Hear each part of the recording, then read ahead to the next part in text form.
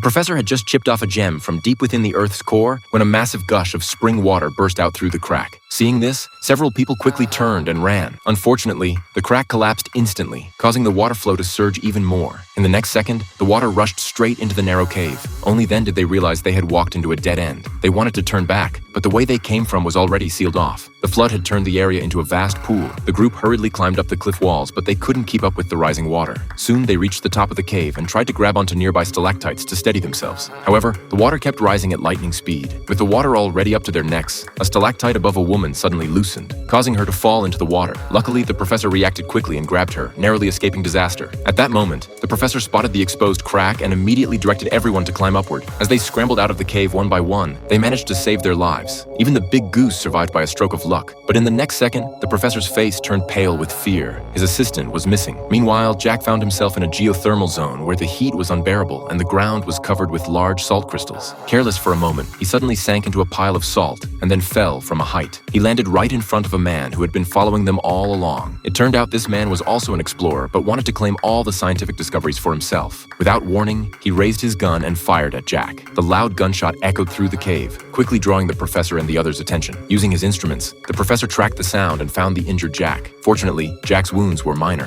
Facing a man intent on finishing them off, the professor suddenly grabbed some salt crystals from the ground and hurled them at the attacker. While the man cried out in pain, the professor seized the moment to wrestle the gun away. He intended to shoot the man, but the attacker began to plead desperately, claiming to know the area very well. Following his lead, the group soon arrived at a vast mushroom forest. The mushrooms here were enormous, likely having existed for thousands of years. After eating their fill, they cut down countless mushroom stalks and tied them together to make a mushroom raft. Because ahead lay a vast expanse of water, they planned to explore the other side. Suddenly, several giant monitor lizards lunged out from the beach, attacking the woman. Sam immediately threw his spear, killing one monitor lizard on the spot. While the others were busy feeding, the group quickly dragged the mushroom raft into the sea, narrowly escaping yet another danger. However, not long into their journey, they reached the junction of the North and South Poles. The intense magnetic field sucked away all their metal items, and a massive whirlpool appeared in the water, instantly pulling them in. When they regained consciousness, they found themselves on an unfamiliar beach. While the man was distracted, a giant rock suddenly fell and crushed him to death. Following the direction where the man had fallen, they discovered the legendary Atlantis and found a tunnel leading to the surface. But the tunnel was blocked by a huge boulder. Fortunately, they found some gunpowder in the backpack of a former scientist. After making explosives, they decisively blew the boulder apart. However, this triggered a violent volcanic eruption. They hurriedly climbed into a large ceremonial bowl, which floated on the lava, carrying them safely to the sea surface. Soon after, they were rescued by a passing fishing boat. After this expedition, the professor instantly became a leading figure in the scientific community.